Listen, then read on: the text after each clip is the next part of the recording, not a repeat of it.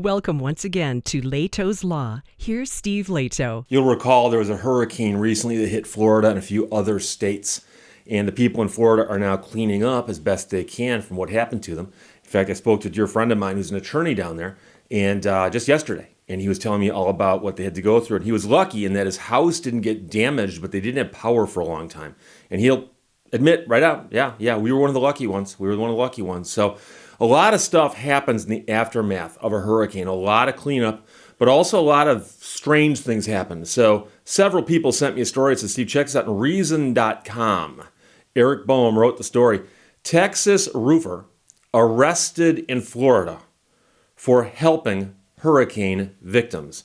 He's fully licensed, but in Texas, not licensed in Florida. So when he shows up in Florida to do some roof work, he got arrested. So after Hurricane Ian pulverized parts of Florida earlier this month, roofer Terrence Duke sprung into action. He's run a successful Texas-based commercial and residential roofing business since 2008. He's got an A-plus rating from the Better Business Bureau and has been named a preferred contractor by national roofing supply company Owens Corning. And in the wake of Ian, there's an obvious need for roofers and other contractors in Florida as they clean up and repair the storm's damage, and it could take months, if not years. So Duke thought he would help by offering his services to homeowners with damaged roofs in Charlotte County near where the brunt of the storm hit. And the county's response, of course, was, get him. That's Eric Boehm's version of this.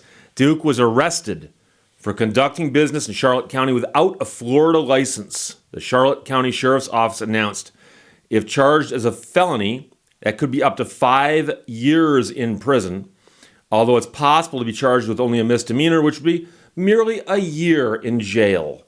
Either way, it's obviously an outrageous response. According to the Sheriff's Office, Duke got busted for his good deed after the Charlotte County Economic Crimes Unit.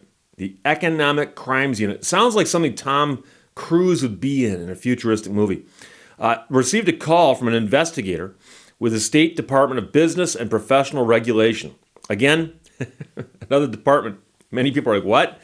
The Department of Business and Professional Regulation. When they get together with the Economic Crimes Unit, stuff happens.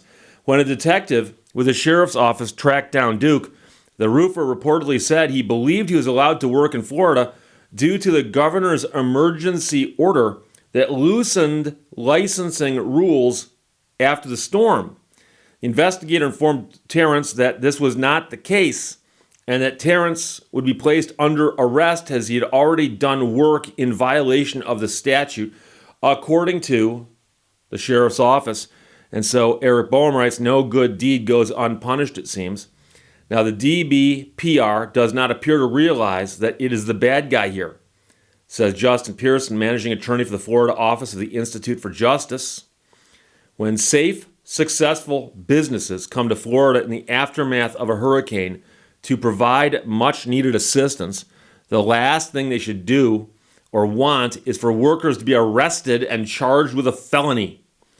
DBPR is punishing people for doing the right thing. Pierce notes that 18 states have universal licensing recognition laws, meaning that a license issued in another state is valid in theirs and vice versa, often called reciprocity, but Florida is not one of them. That's convenient protectionism for roofers and other contractors in Florida, but it's terrible news for anyone who needs a new roof right about now. As FloridaPolitics.com noted, Florida's contracting licensing requirements are notoriously strict and costly. It takes 4 years to get licensed for a variety of residential and commercial construction work in Florida, according to data collected by the Institute for Justice. Defenders of those licensing schemes argue that they are meant to protect consumers from unscrupulous contractors and scammers, but the situation illustrates how consumers are hurt by these same rules. Allowing licensed roofers from other states to work in Florida would help make post-hurricane repairs move more quickly and would give consumers more choices and possibly even lower prices, even in non-emergency situations. These people have been through enough, and I will not allow unlicensed contractors to further victimize them, said the county sheriff in a statement. And Eric signs off by saying, heck of a job, Bill, referring to the sheriff who says that he won't let people get victimized by roofers like this. So the guy is a licensed roofer who apparently does great work. He's from Texas. and he heard that, hey, there's a need for roofers in Florida. And so he headed over, and he honestly thought that because they'd relaxed a whole bunch of rules because of the hurricane, that he was allowed to work there. They said no, and they arrested him. Now, obviously, the solution here, and by the way, you'll recall there have been other hurricanes that have hit Florida. And in the aftermath of a couple of big ones, there were stories going around about unscrupulous fly-by-night contractors who showed up, did horrible work, and then disappeared into the night. Just who are these people? Don't know. They got our money. They put up a roof that didn't last for the first rainstorm. Okay? So there is something to be said that there is validity to licensing contractors. That makes complete sense. But on the other hand, in a situation like an emergency like this that's statewide, it seems that they ought to say, you know something, not for all time, but just for now. We're going to relax the rules. You don't have to relax them to the point where you say, oh, anybody can claim to be a contractor now and do the work. No. You say, oh, okay. Instead of never having reciprocity with other states, how about this? We'll have it for a little while. If you are licensed in another state and can prove that, you can work here for a little while until we get through this. That would make a lot of sense. Now, many of you are already hammering away furiously at the keyboard going, Steve, just because it makes sense doesn't mean that they're going to do it. Of course not. Of course not. And I've had people say, Steve, you do these videos. You talk about stuff, but you don't actually get up here and necessarily agitate for things to happen. Why is that? And the reason is I view all of this, of what I do here on my show, is part of a long process, right? And the first step in any process is spotting a problem. First, spot the problem. There have been times where there's been a problem that has not been identified for a while, and so it festers. So once you spot the problem, you publicize the problem. Because I can't fix this. I'm an attorney in Michigan. I cannot fix the situation in Florida with how they treat out-of-state roofers. That's not me. That's not what I can do. What can cause change is if enough people hear about the story, get upset by this, and then politicians go, oh, we've got people who are upset. Some of them vote. And so if enough people get upset by this and hear about this and want it to change, then maybe it will change. And the solution here is so common sense, so straightforward, and be so easy to do. It'd be so easy to do. So all they got to do is say, there's a state of emergency in the state of Florida. We suspect it's going to last for a while. Pick an end date somewhere down the road and say, but from now until that end date, if you are a licensed contractor in another state and can prove that to us, you can then act here during this time frame.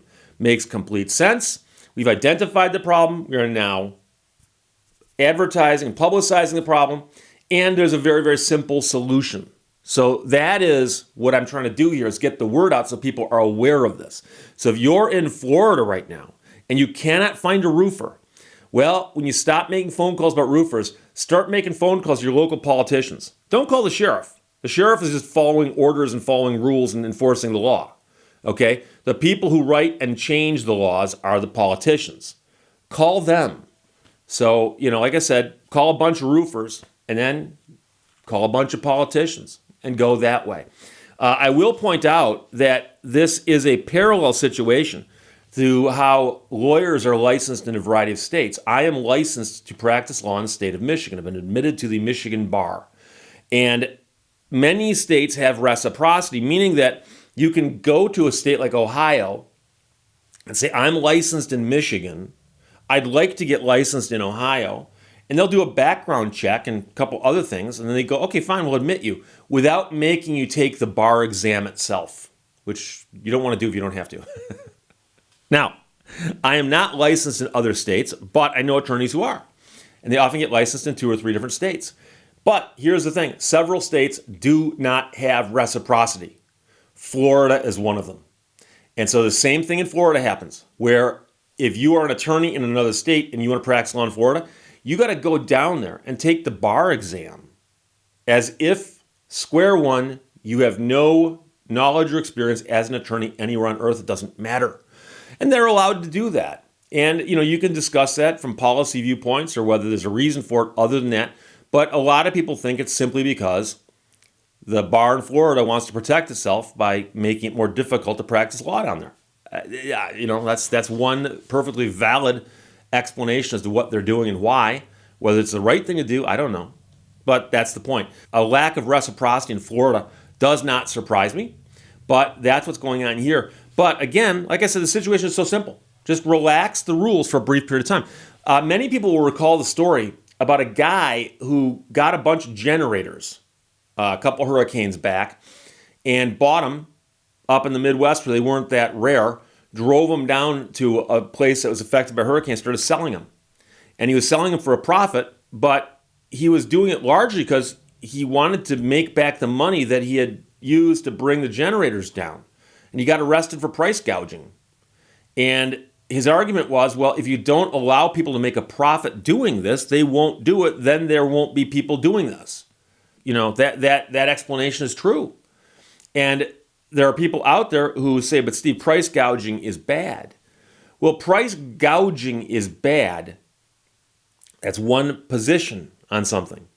But when there is a massive shortage of something in a particular market, if you allow prices to fluctuate on their own and people think, hey, I can make a bunch of money by bringing this stuff in, they'll bring this stuff in. And then what happens is the prices go down as the supply goes up. That's the theory. I know some people are going to say, Steve, you're not an economist. Stay away from economics. You don't know what you're talking about. I actually do, but another story for another day. So here we go. Texas roofer went to Florida where he was arrested for helping hurricane victims. He's licensed, but just not in Florida. He's licensed in Texas. So that's what's happening right there. Reason.com ran the story. Institute for Justice is obviously involved, and Eric Boehm wrote it. Sent to me by Lil Suze, T-Bird, and John. Thank you very much. Questions, comments, put them below. I'll just talk to you later. And check out the cool shirt. Thank you for watching Lehto's Law. On the other hand, you have different fingers.